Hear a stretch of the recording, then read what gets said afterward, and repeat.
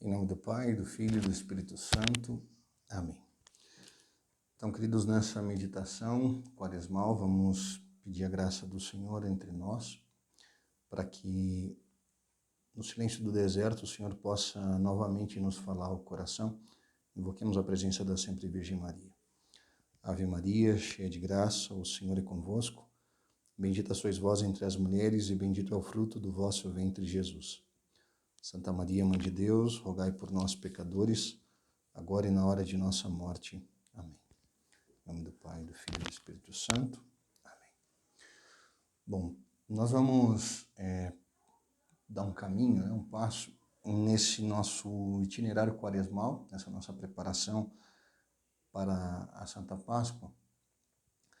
E nessas três primeiras meditações nós temos como pano de fundo aquilo que nos serviu de segundo evangelho, ou de evangelho no segundo domingo da Quaresma, que é quando Jesus vai para o deserto e ali ele é tentado por Satanás. Nós já meditamos as duas primeiras tentações. Hoje, então, nós vamos colocar a nossa atenção, nosso coração, na terceira tentação do Cristo. E eu gostaria de fazer um pequeno paralelo entre o Evangelho de São Mateus, o pano de fundo que nós temos é o Evangelho de São Mateus, no capítulo 4, do versículos 1 ao 8, e fazer um paralelo desse Evangelho com uma das obras talvez mais belas da cristandade, que é a Divina Comédia, quando Dante, no primeiro canto, ele fala de um lugar onde começa toda aquela história. São Mateus fala do deserto, um lugar de solidão, um lugar da falta da beleza das coisas, um lugar também do essencial e um lugar também da tentação. Dante, num paralelo, ele fala de uma selva. Ele fala uma selva selvagem, áspera e forte. Um lugar tenebroso, um lugar de animais selvagens, um lugar, na verdade, onde o ser humano não deveria habitar. E Dante diz que no meio do caminho da sua vida ele se perdeu nessa estrada, nessa selva. E lá pelas tantas, quando ele já estava desistindo, ele encontra uma saída, ele vê os raios de sol e encontra um lugar para onde ele poderia sair. O poeta tenta fazer esse caminho. E no meio do caminho ele se depara com três feras, três animais selvagens, que na verdade são aqui uma figura das tentações do Cristo no deserto. Dante fala de uma onça, ou leopardo, símbolo da luxúria, a sensualidade. Depois ele fala do leão, que se aproxima, símbolo da soberba. E por fim ele fala de uma loba magra e que faminta, que é o símbolo da avareza. As três tentações que o Cristo sofreu no deserto, sendo tentado por Satanás. E aqui, bom, como disse, as duas primeiras tentações nós já meditamos, tanto a luxúria, que na Quaresma a gente tenta vencer com os exercícios da penitência, do jejum, a soberba, que a gente tenta vencer com a oração, ou seja, lembrando a humildade de quem somos, e por fim a avareza, que é essa busca desenfreada pelos bens que nós buscamos vencer justamente pela esmola, que é esse amor para com o outro. Bom, nessa tentação da avareza, ou seja, essa busca desenfreada pelos bens, é certo que nós vivemos entre as coisas materiais e temporais e não há um problema nenhum em ter as coisas. O problema é quando nós colocamos os bens ou as coisas no centro. E Satanás, então, ele tenta o Cristo, e ao tentar o Cristo nos tenta também. E nós caímos na tentação, eu acredito, por algumas coisas. A primeira delas é porque nós temos uma visão errada da realidade. E o que significa isso? Significa que nós colocamos, ou nós enxergamos o mundo apenas naquilo que vemos. Ou seja, a matéria, as coisas materiais, o aqui e o agora. Então o mundo para nós parece ser só aquilo que nossas mãos tocam, nossos olhos enxergam, nosso ouvido ouve, né? Ou seja, as coisas materiais. E no meio das coisas materiais, que achamos que então é o fim de tudo, nós buscamos o prazer que essas coisas materiais podem nos dar. E esse é o grande problema, por quê? Porque, na verdade, a realidade é mais do que aquilo que vemos. Ou seja, quando o Senhor abre para nós a visão do céu, da eternidade, ali Ele nos dá a verdadeira realidade. Ou seja, as coisas não são só o aqui e o agora, mas tem um além. Quando você não tem essa visão de totalidade, você fica colocando o teu coração nas coisas apenas que você consegue tocar e enxergar. E aqui entra um problema muito sério. Por quê? Porque o coração humano, ele tem um desejo profundo de eternidade. Ele tem um desejo profundo de amar sem limites. E esse amor profundo que a gente deseja, a gente encontra saciado em Deus. Quando nos são apresentados apenas as coisas materiais, a gente tenta saciar uma sede infinita com coisas finitas. E aí nós precisamos sempre de mais. E isso nunca sacia. É por isso que Dante coloca a avareza como o símbolo dessa loba magra e faminta. E é interessante isso. Por que ela é magra? Quanto mais ela come, mais fome ela tem. E ela nunca engorda, né? É como a avareza, ou seja, você começa a adquirir bens, dinheiro e tal, e aquilo não sacia, então você sempre quer mais. E quer mais, e quer mais, e quer mais, e quer mais, e quer mais. Por quê? Porque essa sede de infinito que nós trazemos dentro de nós, de plenitude, as coisas materiais não saciam. E o segundo ponto da tentação entra justamente aí. Como eu disse, não é um problema termos bens, não é esse o ponto. O problema é que nós colocamos os bens no lugar de Deus. Ou seja, nós colocamos ele no centro da nossa vida. Ou seja, nós pegamos as coisas materiais, as riquezas, e fazemos deles os nossos pequenos ídolos. E a tentação está justamente aí, em tirar o lugar de Deus e colocar as coisas no seu lugar. Então, o centro da nossa vida não é mais conhecer, amar e servir o Senhor, mas é trabalhar, trabalhar, trabalhar para que a gente possa adquirir bens e para que a gente tenha mais coisas e tendo mais nós possamos ter a ilusão de sermos mais do que os outros muitas vezes. Então entram duas coisas, esse desejo de achar que nas coisas materiais nos saciamos e depois imaginar que porque temos coisas somos mais do que os outros. As riquezas, elas trazem essa ilusão na nossa vida. Elas trazem uma falsa segurança para nós, né? Que justamente elas vêm porque nós tiramos Deus do centro da nossa vida e, como disse, colocamos as coisas materiais no centro. Então, essa visão equivocada da realidade, somada a essa idolatria de colocar as coisas materiais no centro, fazem com que Satanás vá nos convencendo de que é assim mesmo. E no final, ele faz aquilo que é o pior. Porque a tentação foi justamente isso. Ele se aproximou do Cristo e disse: eu te darei todos os reinos, todas as riquezas, se prostrado tu me adorares. E aqui entra o ponto. Ou seja, ele nos oferece tudo, não para que nós possamos gozar ou experimentar a alegria desses bens. Não é isso. Deus, quando ele nos dá a criação, ele quer que a gente possa usufruir da criação. E sabendo que ele é o centro de tudo.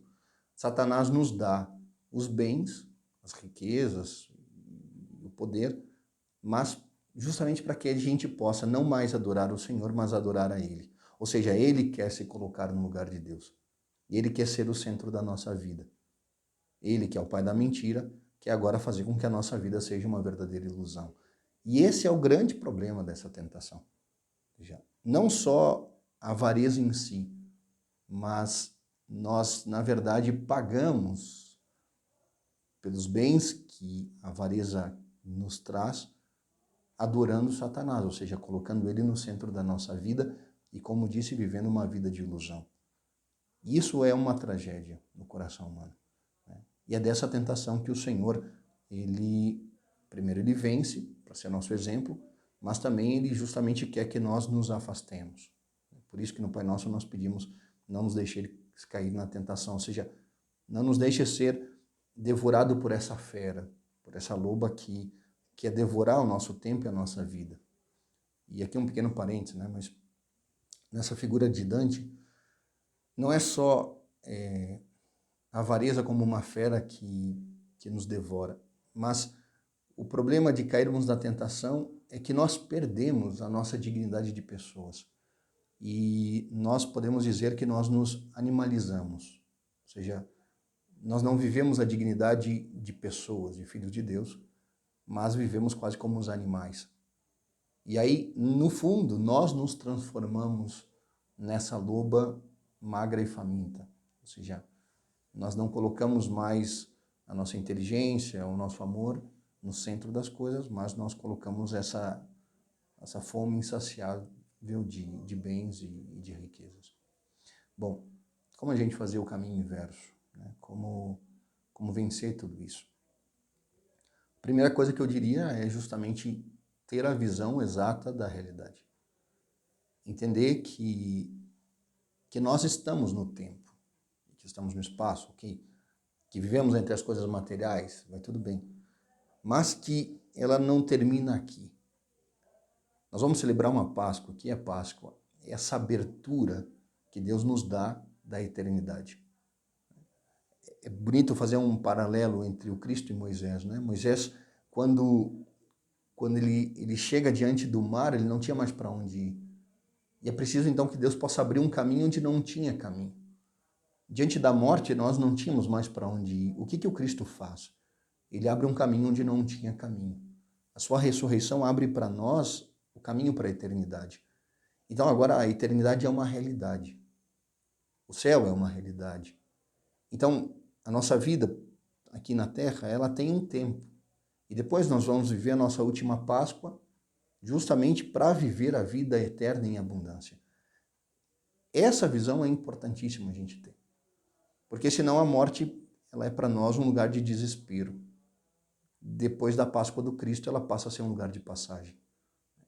E se eu entendo que a morte é uma passagem, então a vida, ela continua. E se ela continua, eu não tenho que colocar tudo no aqui e no agora. Eu tenho que ter essa visão de eternidade. E aqui entra o segundo ponto, que é o quê? Aquilo que nosso Senhor dizia, que nós temos que juntar tesouros, não aqui na terra, onde a traça, a ferrugem lhes corroem, mas juntar tesouros na eternidade. Eu gosto sempre de fazer um paralelo, né? Vamos pensar num casal de noivos, né? Que vai construindo a sua casa. E às vezes você convida para ir numa janta ou fazer um passeio e eles dizem, não, a gente não vai porque a gente está economizando, né? Ou seja, a gente está construindo a nossa casa. Eles abrem mão, às vezes, daquele momento, né, de prazer, de convívio bom entre as pessoas, porque eles têm em vista algo futuro, a construção do seu lar. Nós temos que ter essa visão também. Ou seja, ok, tem coisas que poderíamos viver, mas em vista daquilo que estamos construindo, ou seja, do nosso lar futuro, o que vale a pena de verdade? Então, onde é que nós estamos de verdade construindo a nossa vida? Onde é que nós estamos acumulando de verdade tesouros? Se a gente pudesse fazer uma brincadeira, como é que está a nossa conta no céu? Né? Esse é o ponto. Porque se a gente tem essa visão de eternidade e que a eternidade é uma realidade, e que eu estou de verdade vivendo aqui, mas para acumular meus tesouros no céu, então não tem por que viver a avareza. Por que eu vou viver e me matar e gastar meu tempo e minhas forças apenas para acumular coisas que depois não me servirão de absolutamente nada? Então, aqui o Senhor nos dá essa conversão. E como é que nós ajuntamos os tesouros no céu? Aqui entra um ponto, talvez, que a Quaresma nos ajuda. É justamente cultivando a esmola, essa prática da esmola, que não é aqui colocar moedinhas num cestinho. A esmola é justamente esse amor que faz com que nós saiamos de nós mesmos e possamos ir em direção ao outro. Ou seja, a vivência profunda do amor. Entender que o meu coração, ele se enriquece na vivência do amor que eu vivo para com o outro. Então, a esmola é isso. Fazer com que saiamos de nós. Porque a avareza faz com que nós busquemos acumular tesouros só para nós, num egoísmo profundo. A esmola, ela faz com que esse amor, com que esses bens que temos, eles possam ser distribuídos entre os outros, ou seja, enriquecido, a começar pelo nosso tempo, a começar pelos nossos talentos e depois sim pelas coisas materiais também. Então, como é que nós vencemos a tentação? Justamente na generosidade. Quanto mais generosos nós formos, mais desapegados nós seremos das coisas e mais a experiência do amor nós faremos. E por fim, mais tesouros no céu nós vamos acumulando. Então, nesse deserto que o Senhor nos leva, nessa selva escura que Dante nos apresentava, diante dessa tentação da avareza, ou seja, dessa loba que se aproxima de nós e é insaciável, nós temos que combater o bom combate. Dizer não para esse acúmulo inútil de riquezas que passam, por perder tempo trabalhando por coisas que no fundo não precisa, deixando de colocar no centro aquilo que não é Deus, ou seja, as coisas e também Satanás, porque o adoramos. Existe um santo que se chama Cardeal Newman e ele diz que o sinal do anticristo é justamente que ele vai ser adorado no lugar de Deus. Então perguntar o que talvez nós colocamos na nossa vida no lugar de Deus. Quais são os nossos ídolos? Para quê, queridos? Para que a gente possa ter uma visão exata da vida, do tempo e da eternidade, para que a gente possa viver de verdade na prática da esmola, o amor fraterno, para que nós possamos de verdade acumular tesouros nos céus e viver na liberdade dos filhos de Deus. Então, que esse tempo de quaresma ainda que nos resta, esse início de Semana Santa, possam nos ajudar nessas práticas, que nós possamos combater o bom combate e que na Páscoa possamos viver a vida nova na liberdade que o Senhor nos dá.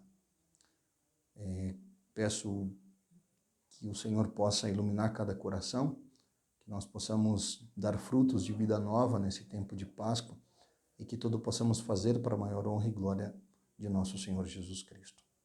O Senhor esteja convosco, Ele está no meio de nós.